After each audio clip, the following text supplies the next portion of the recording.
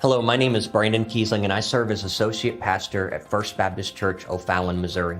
And we want to welcome you to an event that we're putting on March 11th, 2023, called the Church Security Essentials Conference. And we've invited the Church Safety Guys team, Mike Scully and James McGarvey and others, to be able to come with their expertise to be able to cover a number of topics related to church safety and security, from building a team from the ground up to equipping them to be able to serve, de-escalation tactics, and even working with local law enforcement in critical events.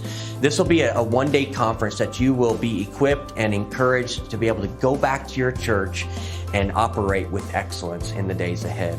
And we price this at a very good price point that you can bring the church leadership as well as any volunteer that serves on your team.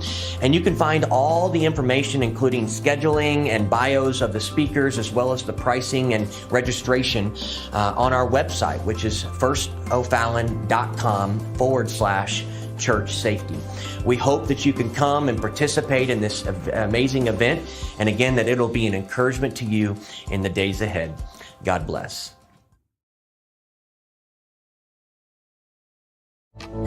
This hour of broadcasting brought to you by TwoWayRadioCenter.com, a Motorola value-added reseller.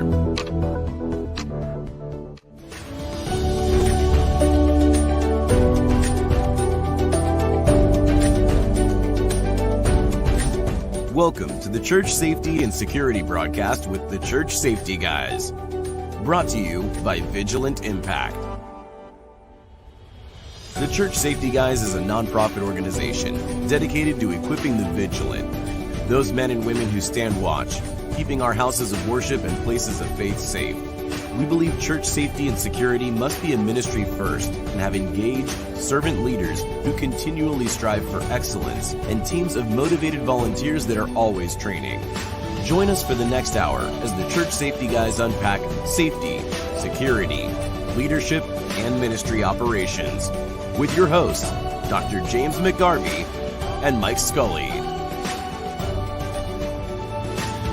This broadcast is also available on YouTube, your favorite podcast platforms, churchsafetyguys.com, and on the original Church Security app. Download it today.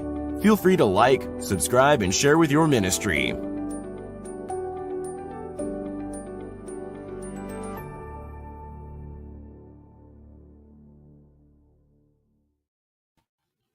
Hello and welcome to the Church Safety and Security broadcast with the Church Safety Guys. I am James, and I am going to actually be doing this broadcast by myself.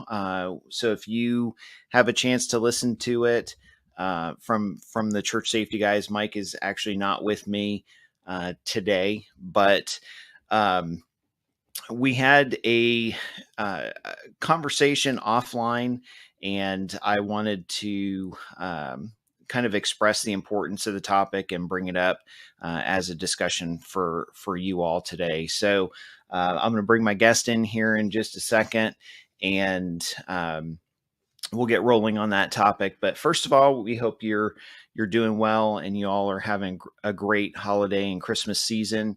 And as always, you can reach out to us through our website at churchsafetyguys.com.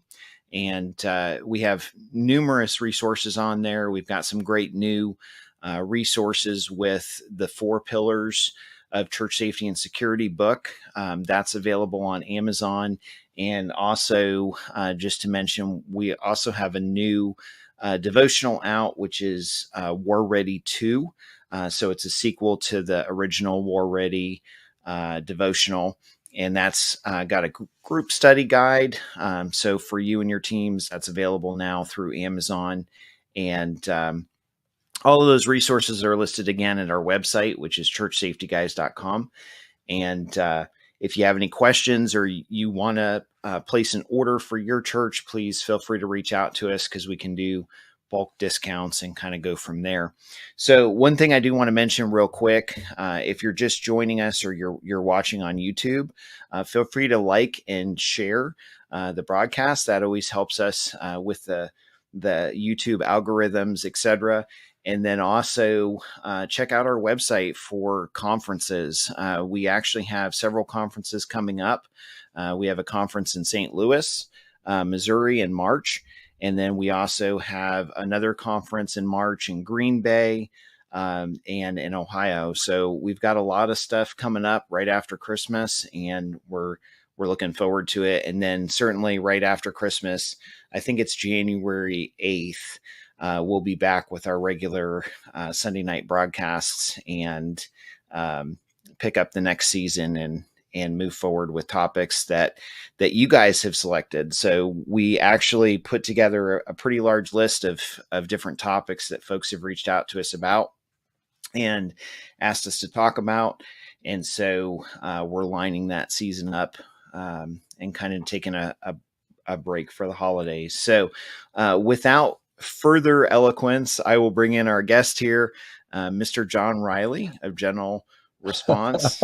So welcome, John. Thanks again for doing the impromptu discussion broadcast. No problem. We appreciate My it. pleasure. My pleasure. Happy to be back. Hello, everybody. So usually you're on the other side of the camera, like you're listening or watching Sunday night, and throwing in comments and different stuff. But it's always fun to have you. Yeah. So yeah, I appreciate it. But so we wanted to talk about the First Amendment auditors or audits. That's a topic, and a lot of times, I mean, we talk during the week, and we'll message each other about different things, and you'll a lot of times you'll message me and say, "Hey, did you see this news article?" or vice versa. Mm-hmm. We share a lot, and so you had actually sent me an email about them and kind of brought them to my attention and said that a church had that you're familiar with, and I don't want to call out the church or anything to make them uncomfortable, but they did a fantastic job handling it. They had some of these folks show up and kind of disrupt their service. And so we talked about it, and we kind of wanted to do a little bit of a broadcast to throw out there for the holiday season.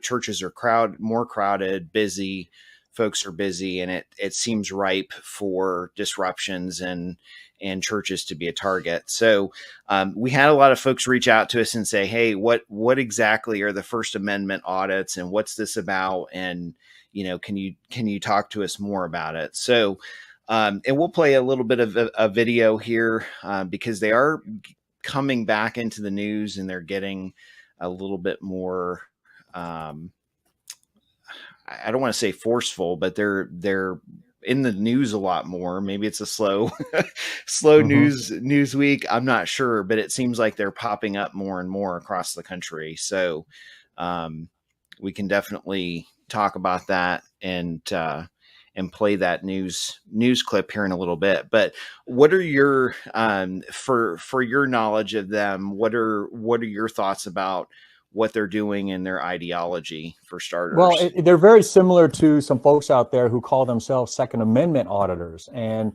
they'll go around open carry in areas where, sure, it's legal to do so, and it's their right to do so, but is it really the right thing to do at that place at that time? We had a situation with the Second Amendment guy in 2016, or was it late 2015? I had just retired, but it made the news.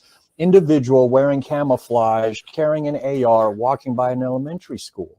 What do you think is going to happen? Yeah.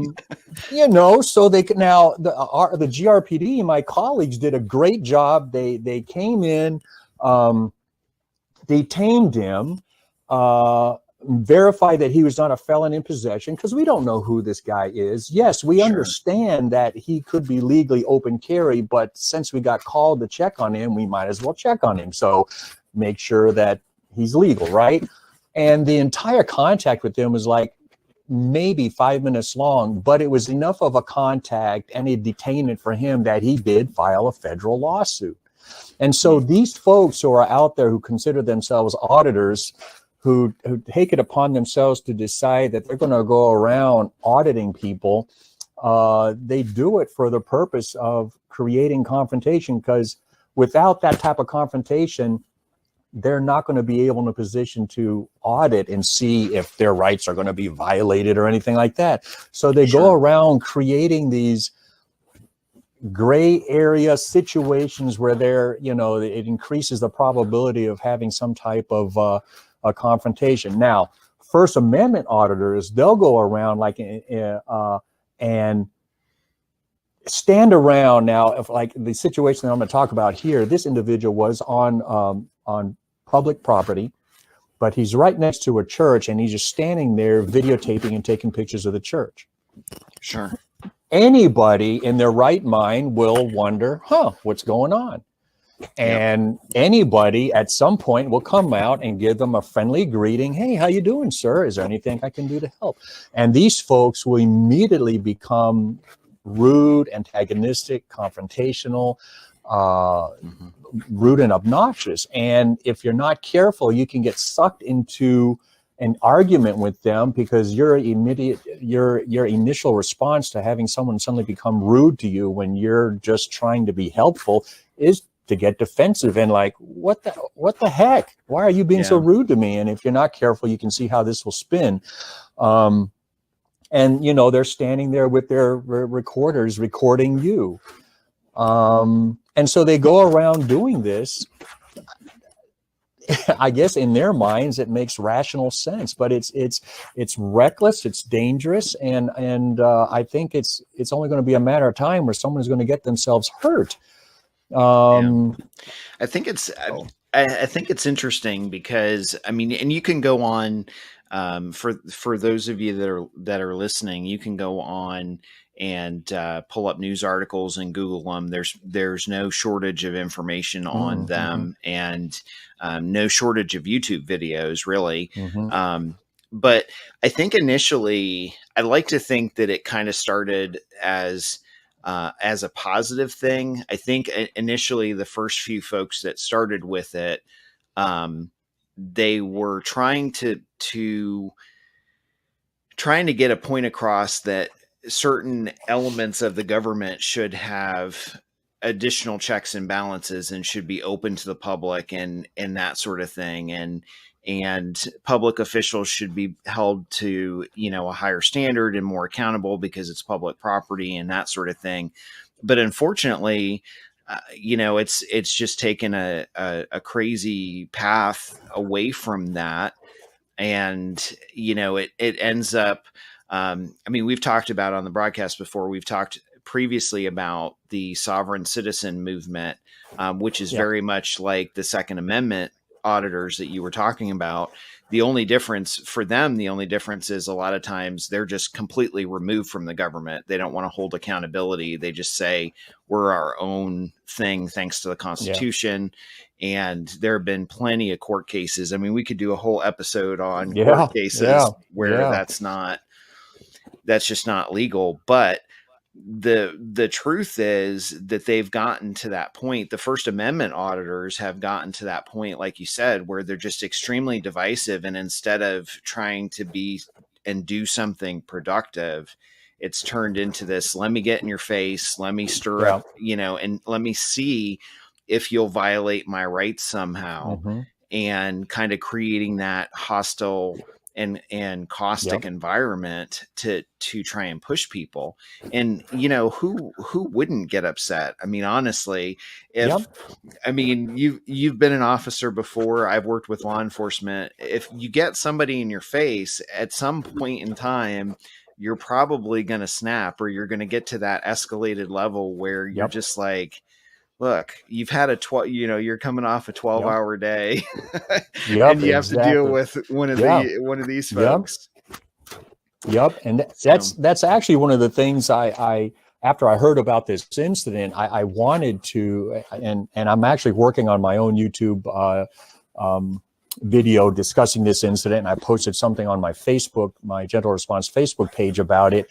I wanted to kind of get the word out there, folks. It seems like increasingly you're going to encounter someone like this, and just remember, don't let yourself get frustrated, impatient, or offended by the things they say or do, because that's only going to increase the likelihood that you're going to say or do something that could escalate it. You know, if you get sucked down that rabbit hole and start arguing with them or trying to defend your stance as a Christian or whatever like that, they don't care. You're not going to change their mind. You're not there. That's it. Your behavior and raising your voice is exactly what they want. And if you lose focus of the fact that they're standing there recording you, you're going to be on YouTube. You're going to be, or worse, you're going to be in the news. In my lecture presentation, my training seminars for churches, I use a video from YouTube of a situation that did go bad for a church in Utah. Individual walked onto the property with an animal. Now, in this case, he was on the property. So right off the bat, we do have a potential trespassing situation. The first guard he comes in contact with, the first guard did a great job at the gate. Hey, sir, you know, what do you, we don't allow animals. And right off the bat, this individual's loud, rude, obnoxious. He's a service animal. I'm just taking a tour, and if you have a problem with it, come take them from me. I mean, just really argumentative and all that. It's an 8-minute video. The guard apparently gets on the radio to let his buddies know. And unfortunately, you can hear in their tone of voice that they're jacked up and they're offended and they're frustrated that this guy is ignoring their authority as safety security, that he's breaking their laws, rules, policy, and they go hands-on. And the last part of his video is him weeping into the camera saying, I'm going to sue them, I'm going to press charges, and it didn't have to go that way. And so that's one video that I use in my training seminars to tell people there are going to be times when nothing you say or do is going to work in terms of being able to effectively and successfully de-escalate a situation. And one of those situations is someone with an agenda. And right now with Roe v. Wade, abortion issues, LGBTQ issues, you potentially could have someone come onto your property or near it with an agenda. And if you're not careful, you can find yourself in a very embarrassing situation, if not worse, liabilities or injuries and so on. And now to add to that list is these First Amendment auditors. Yeah. Let's go ahead and play the video. I'll pull it up here, and then those of you that are listening or watching, you can kind of see the impact and just some firsthand some of the actions that these folks are actually doing, and just be aware and kind of have that as an example. They call themselves First Amendment Auditors and citizen journalists. They're on social media and known for getting in people's faces. Well, now the state is instructing its 50,000 employees on how to respond to these types of verbal attacks. But we also wanted to hear from the people responsible for these so-called fraudits. So tonight, a popular social media star is opening up to 7 Action News reporter Jim Kirchner about what's at stake. Please don't. Oh, they're grabbing me. They're grabbing me. Am I being detained? Hey, don't grab me, dude. Get out of here. I want to too. You made contact with me. What's your name and badge number, officer? Hey, do you want to tell me your name? Because I'll be happy to help you out. There you go, guys. The walk of shame. Freedom News Now has been posting videos for several years. The person behind it, Justin McDermott. There has never been a better time than now to do your First Amendment audit. Can you tell me what you're doing? Anything? We had somebody calling about you being out here. This video is from 2017. McDermott is outside the Warren Tank Plant, a federal contractor. He's wearing a full face mask long before COVID, refusing to answer questions about who he is, why he's there, and if he has any weapons. I mean, these people present themselves. I mean, officers are killed in the line of duty, trying to do exactly what Officer Reed and those officers were doing. Are they asking legitimate questions?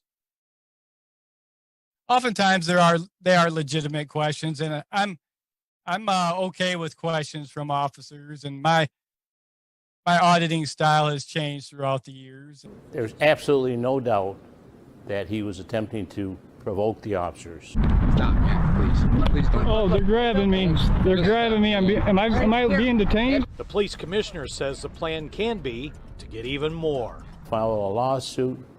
They're going to get a settlement from a city. They're possibly going to get the officer terminated. The trend prompted this email to go out to 50,000 state employees, telling them how to uphold the general rights of the public while remaining vigilant for suspicious behavior. The email continues. The encounters often include behavior that's designed to provoke a reaction that could be viewed as a violation of First Amendment rights. Do you believe that some behavior is deliberately provocative? Next question. The email continues. The most important thing to do is to remain calm and pleasant. Hey, do you want to tell me your name? Because I'll be happy to help you out. In another video outside a prison in Adrian, McDermott is shooting video with 2 cameras when he's approached first by prison officials and says this. They abuse their inmates every day. Most of them abuse their wives. You don't know that when you're out there. Yeah, they don't know any of that about myself either. Get this, McDermott says this is the key to his First Amendment audits. There's nothing to hide, then there should be nothing to fear. At the end of his videos, when police walk away, he draws conclusions, often calling them First Amendment fails. There goes the walk of shame, guys. These are YouTube channels. Part of it is entertainment value. Hey, don't grab me, dude. Get out of here. A couple of weeks ago, another team of 3 First Amendment auditors were confronted by the Saginaw County Undersheriff. He says he wanted to get video of their faces. This was their second visit to that department. Their first visit was in the lobby a few days earlier, shooting videos through windows. The undersheriff says several young women employees are inside. Extremely uncomfortable because they want to know, why is this guy recording me and what are they going to do with the recordings of me? After this incident, the men filed a complaint with Michigan State Police. The undersheriff says that made a record of who they are. Yeah, I'm good with that. Go ahead, do your investigation. I went out there so that if something were to happen to one of my employees, I can say these 3 gentlemen were here. I told the undersheriff about my questions and lack of answers from Justin McDermott. They believe it only works one way. If they're truly the media, then aren't they subject to the same rules as what apply to you? McDermott tells me he posts his videos for comments and discussion. He sells merchandise. He seeks subscribers. He wants to grow his online audience. It is all his First Amendment right. In Warren, Jim Kurtzner, 7 Action News. Yeah. So, I mean, that was 7 Action News, and that was a clip that we obtained off of YouTube as a just an example to play for you of the First Amendment auditors. And there's a couple of things that stood out to me on that interview, and one of the things was that the gentleman that they interviewed specifically said there's a certain level of entertainment value, and then the other thing that kind of stood out to me was that he kind of wasn't really direct in answering that they don't have any formal guidelines to be objective with the questions. So, it's not like they're walking up there and saying, hey, can you tell me about this? Or how are you using your budget? Or how are your policies or procedures and operations? And so really, even though maybe they mean well at a small percentage, the reality is they're going up and they're intentionally saying things like, the guy did with the corrections. Like, you abuse the prisoners and you probably abuse your wife too. Yeah. How does that even, it's not productive. And No. so And designed to create confrontation. Yeah. Sure. Yeah. I mean, if you in those, and maybe they aren't following the policy, I don't know. That's what we have, obviously, a hierarchy of, like in Michigan, in that example, the state police to come in. Most states, I know Ohio's the same way, that the attorney general's office will step in and do that investigation and evaluation. But the reality is, anybody that's in that situation, now you put, let's shift gears a little bit and apply this to church safety. And you and I have had this conversation many, many times, off of a broadcast. But the truth is, you put someone that maybe has less training in that type of situation, and then, push somebody in front of them that all of a sudden is saying they abuse their wives.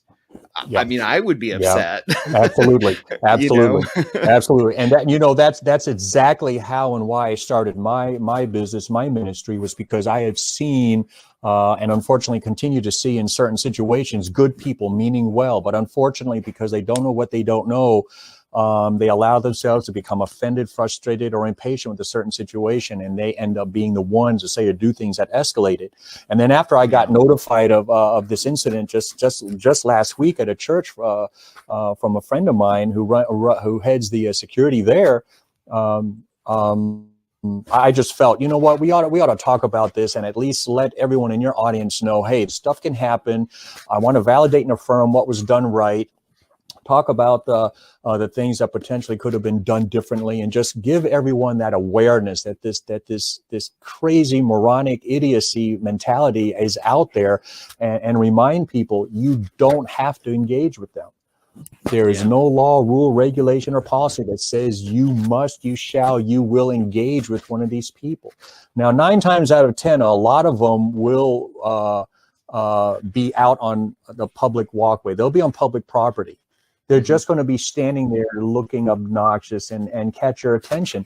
Now, the problem with that, in the news feed right there, I saw tanks and stuff like that. So you can see a security issue here at a military facility, or even law enforcement or anything, a nuclear power plant, churches. It's going to catch your attention. Someone's standing there.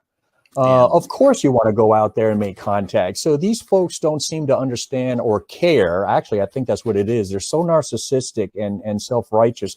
They don't care how it affects other people. They're just concerned about their First Amendment rights. And, you walk around in front of a high secure facility taking video and photos. Of course, you're going to bring attention upon yourself.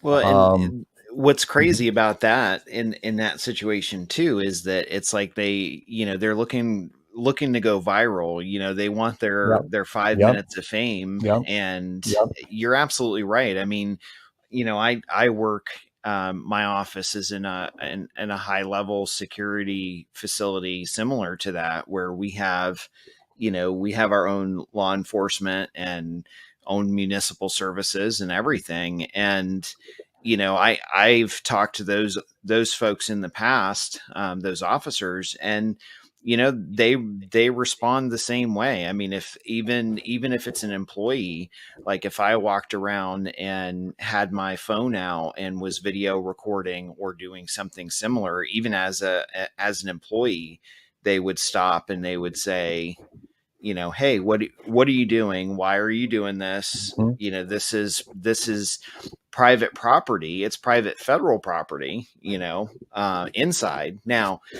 if I was standing outside on the sidewalk, it's probably public property. And I think with the churches, I think a lot of folks get a little bit confused because I know in like our groups and stuff like that, a lot of times people will ask us, well, is our church private property? And the truth is, 99.9% of the time it is private property, but you always have that easement of, like you said, the sidewalk or something where someone can hang out or stand there and basically just try and create a problem. So, I mean, realistically, and in front of my church, we don't have a sidewalk. It's actually just the road.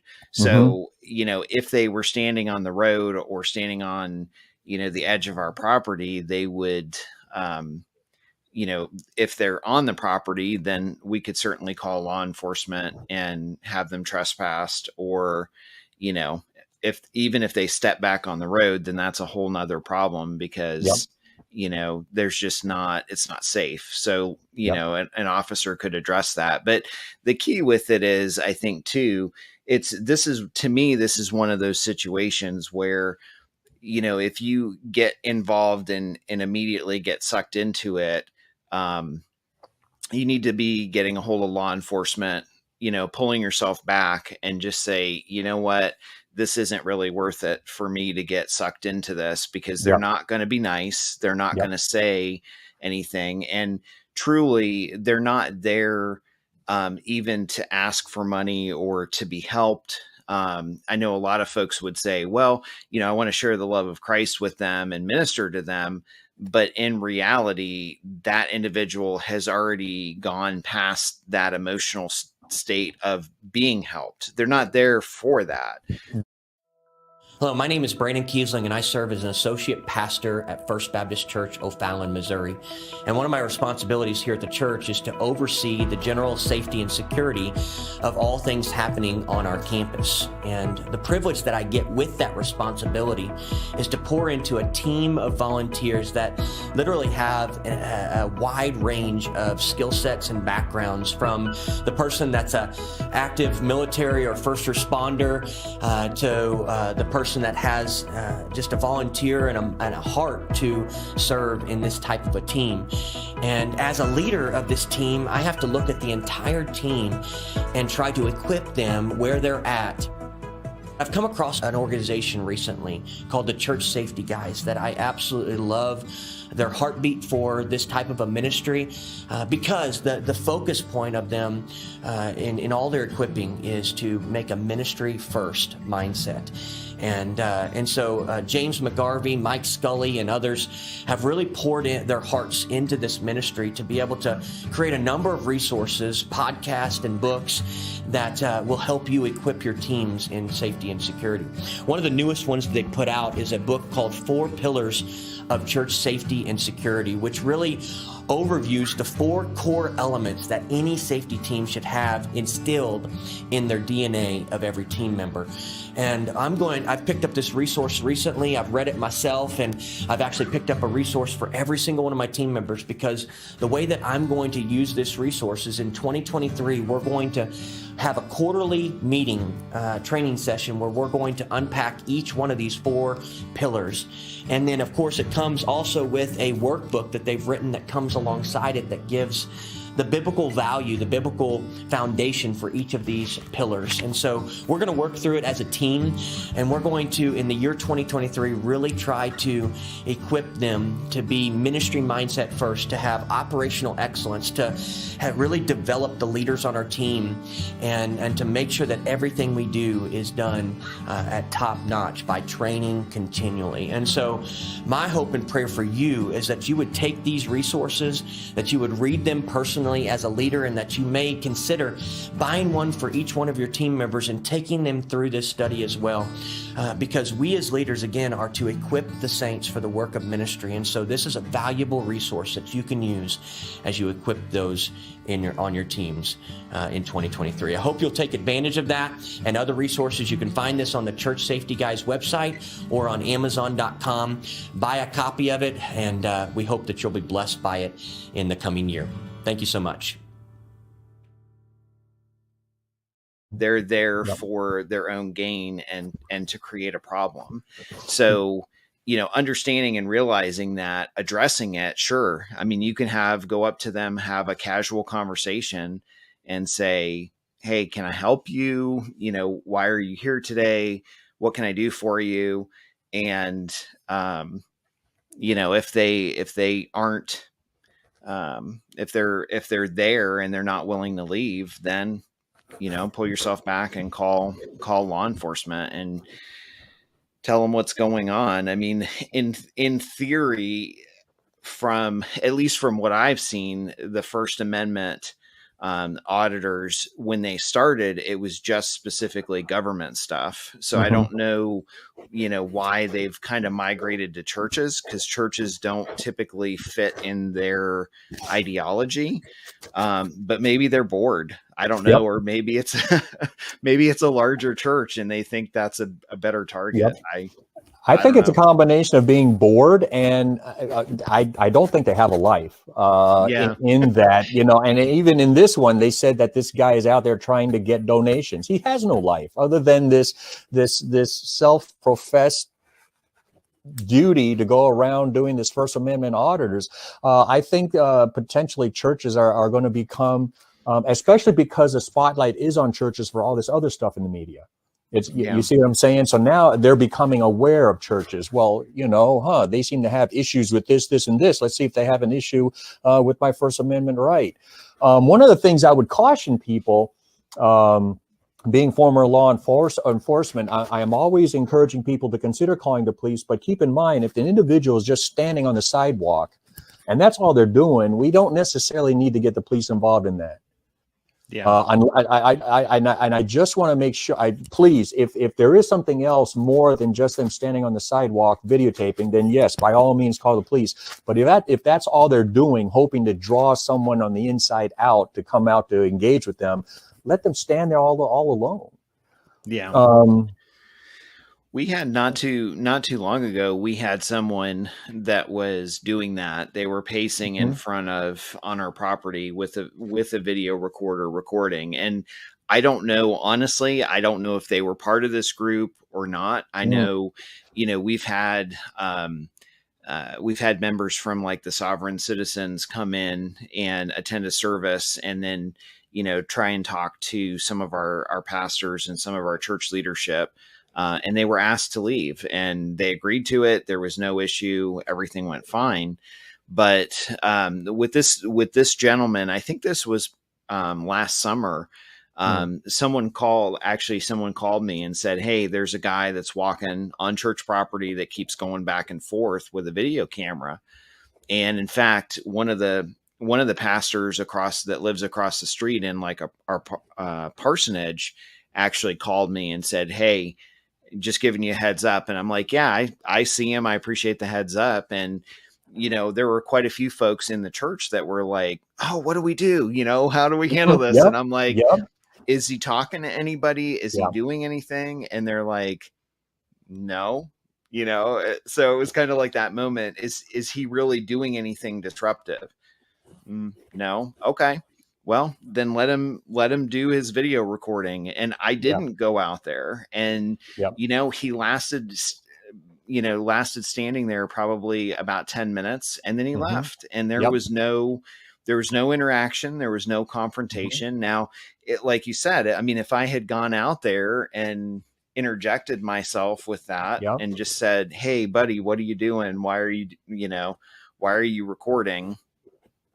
I mean, there's a lot of different directions you could go with it. I know, I know in the past folks have asked about the legality of videotaping people and recording people without their permission and that sort of thing. And I think to an extent, you have to be cautious with anything.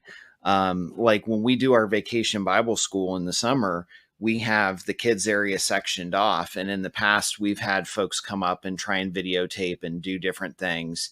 And we'll go talk to them and we'll say, because these are minors in our kids program, please don't do that, and have a conversation. Oh, it's a parent. They're just filming their kids out there having fun. Okay. That's a little bit different, so being like I guess my point with all of that is just to trumpet to the folks listening that, you can be aware, you can be prepared to respond and act without jumping in there and immediately interjecting yourself and saying, and potentially causing it to be a bigger issue than it is. Absolutely.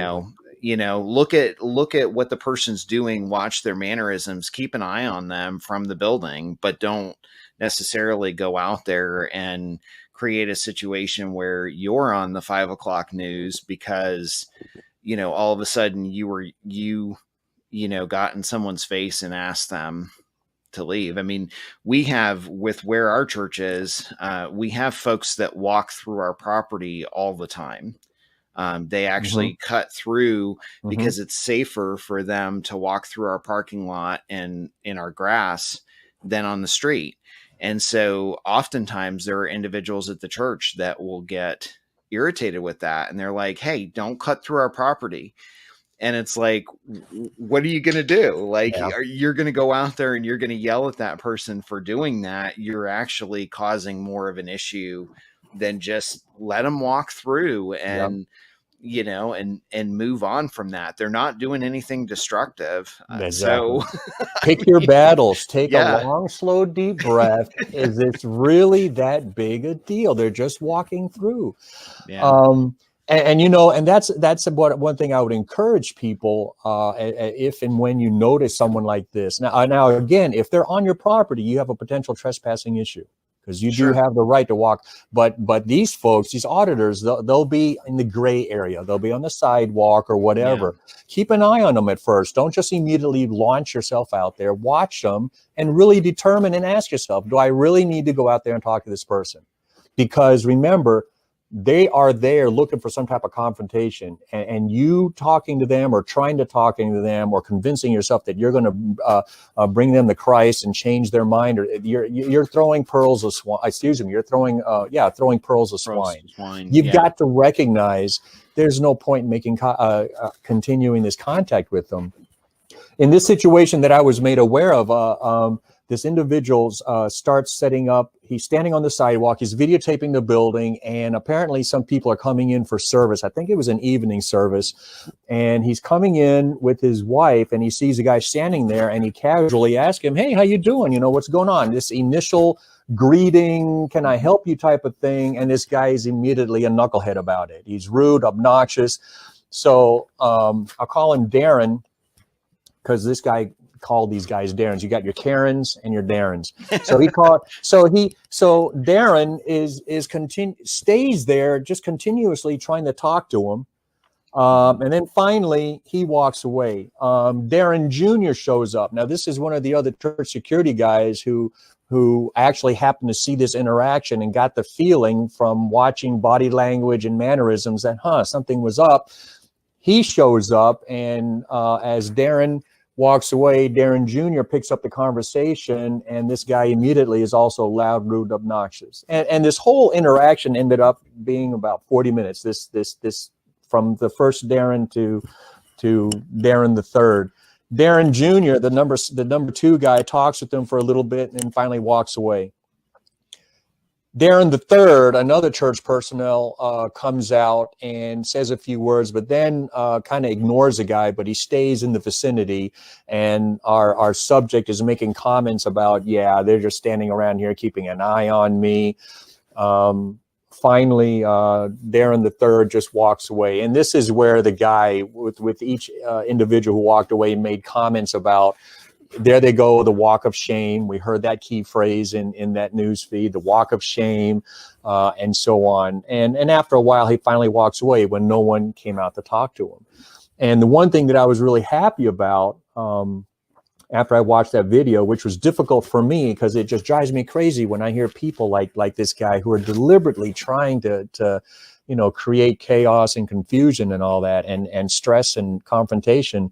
What I was really happy about was that none of the church personnel allowed themselves to get jacked up by the things he was saying and become argumentative. The only thing I would have done differently is if the personnel had, especially the first one, really recognized that much sooner, hey, there's no point in me standing here talking to this guy. I need to get back in here with my wife and family, because whatever.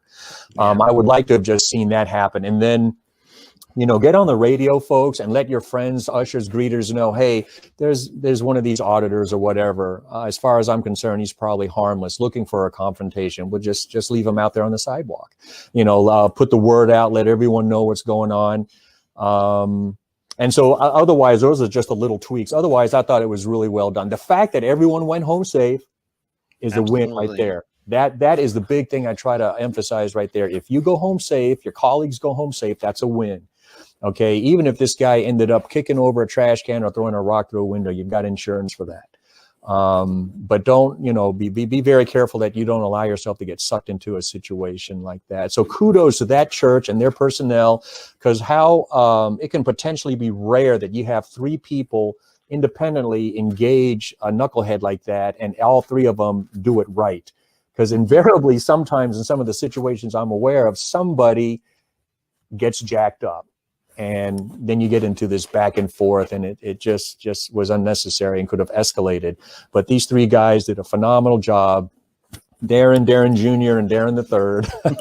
And congratulations to them. And so I wanted, and not only validate and affirm how they did it, put the word out to everyone else who's listening, watching this show later. Hey, when you guys sit down and talk among yourselves and pre-plan, hey, what if we do come in contact with someone with an agenda, such as a First Amendment auditor or LGBTQ issues or abortion issues? How are we going to effectively and successfully handle that? Because remember, there's no law, rule, or regulation that says you have to deal with them and get into an argument with them. You're not going to change their mind.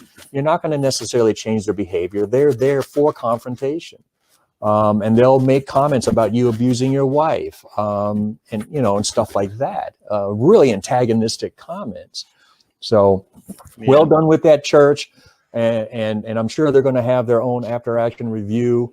And I just wanted to have this opportunity to chat with you and just kind of let other people know, hey, this is beginning to happen more around the country with churches, and you don't have to talk to them. You don't have to talk to them. Absolutely. And I want to touch back on what you said real quick in the preparation before something happens. I mean, if your church hasn't had that situation, there's certainly things that you can do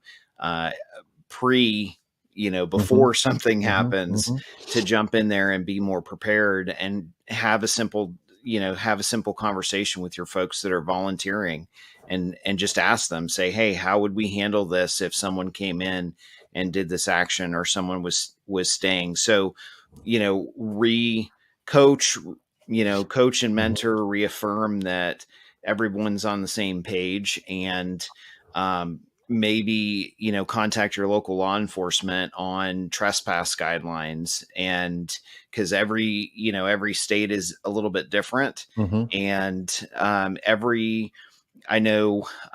county, a lot of times in Ohio, handles it differently, and every city handles it differently. So, a good opportunity would be reach out to local law enforcement and just say, hey, if we ever get this type of person, they come in and, they're creating a disturbance or that sort of thing. How should we handle it? How would you like us to handle it? And, at what point do we say we need to trespass this individual or call law enforcement? And, that'll go a long way in preparing, you and your church to effectively handle and mitigate those situations, which, like you said, I mean, if everybody goes home safe and, right. we can handle a disruption. Right. We want to minimize it, obviously, as much as possible, but at the same time, there's far more serious things that can happen, on church property than just a simple disruption or someone raising their voice. I would also encourage everyone to contemplate and think through how they would go and approach not only this person, but anybody, a suspicious, someone that they've deemed as suspicious, and they want to make contact with them.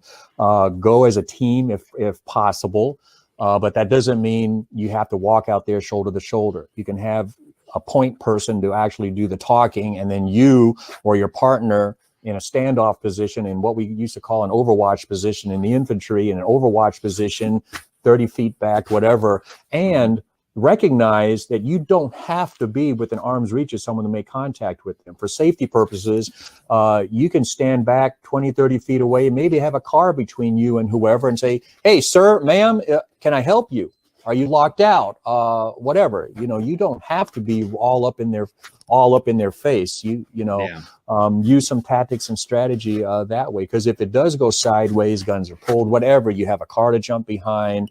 Sure. You get your, and one of the things that can happen as you are talking to this subject, your partner sees that things are going sideways or whatever, he can be back there getting on the radio or the phone or whatever. Sure. Without necessarily being tied up with the little conversation that you've got going on. So again, there's a lot of little things that I would encourage folks to consider as they contemplate how to make contact and successfully and effectively either de-escalate or disengage from certain situations like this. Because again, if you're not careful and you let yourself get jacked up, frustrated, impatient, or offended, you're increasing that likelihood that you're going to end up saying or doing something that escalates it. For sure. Yeah. Watching their body language is an excellent point too. And leaving that buffer of distance between you and that person. And, certainly watching their hands, being aware of how they're conducting themselves and giving yourself a little bit of reactionary gap, reaction response time to be able to say, okay, if this person does actually have ill intent, then I've got a little bit of a window here to back away and get out of this situation. So, and again, pick your battles. Yeah, just sure. Because you've been to our church. It's a massive church, but there are ways for people to cut through our property without hitting the red light. Sure. And so it doesn't happen all the time, but it happens. We also have people walking through the parking lot also from one set of apartments onto the next. Pick your battles. Can you articulate that anyone's life or health is in imminent danger of great bodily harm or death, or are you watching a crime in progress beyond trespassing? Really, pick your battles. Because for my law enforcement classes, I have a video of a police officer completely losing it. It was in Chicago. A lady was walking her dog in a park after sunset. In Grand Rapids, we also had this law, city ordinance. The parks are closed after sunset. Somebody called or he came upon her, but he loses his cool and he's yelling and screaming and ends up going hands-on on literally just someone who's passing through the park. Okay, maybe she technically didn't have to be there, but for crying out loud, I have been in that exact same situation. I have watched a person with the dog and knew immediately they were not there all night. They were on their way in and out. There was no reason for me to go make contact, write a ticket. They never even knew I was there. You know what I'm saying? Sure. But for some reason, this particular officer lost it. And so I would pass it on to you guys. Again, take a deep breath, assess the situation. Does it really require you getting out there and potentially getting into a back and forth with someone who is trying to be argumentative and antagonistic and demeaning and dismissive and so on? For sure. Well, we're kind of out of time already. But that was a great, as always, a great conversation, great dialogue, and I appreciate you taking the time to join me and talk about that. If there's a church that wants to get a hold of you for training or whatnot, what's a good way to get a hold of you? Just type in Gentle Response on Google and I will pop up. But otherwise, they could reach out to me through you. But I'm also on YouTube and Facebook, Instagram, all the big social media platforms. But yeah, I've been around enough that I think the internet algorithm likes me. If you type in Gentle Response, I'll pop up. But yeah, so. Awesome.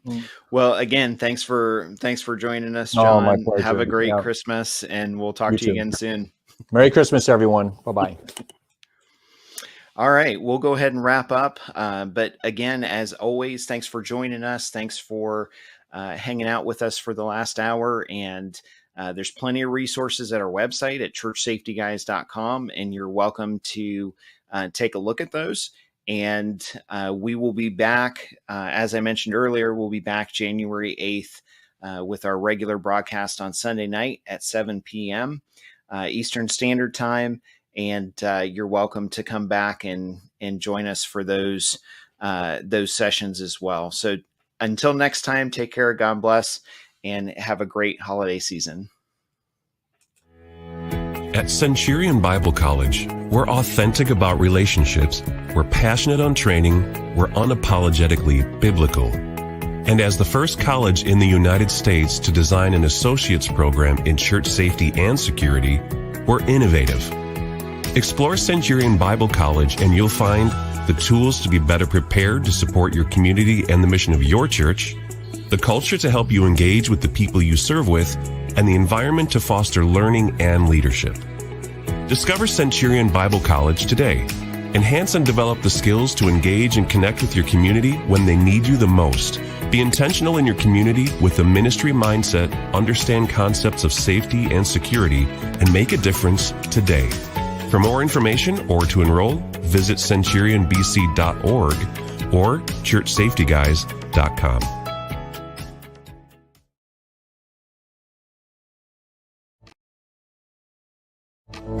This hour of broadcasting brought to you by TwoWayRadioCenter.com, a Motorola value-added reseller.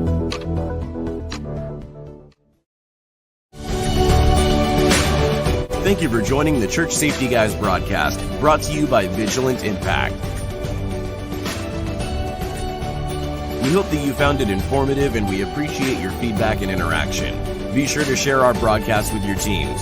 Join the discussion online and connect with us on social media. For other great ministry resources, download the Church Security app or at our website at churchsafetyguys.com. Remember, keep a servant's heart, a mindset of ministry, and semper disciplina.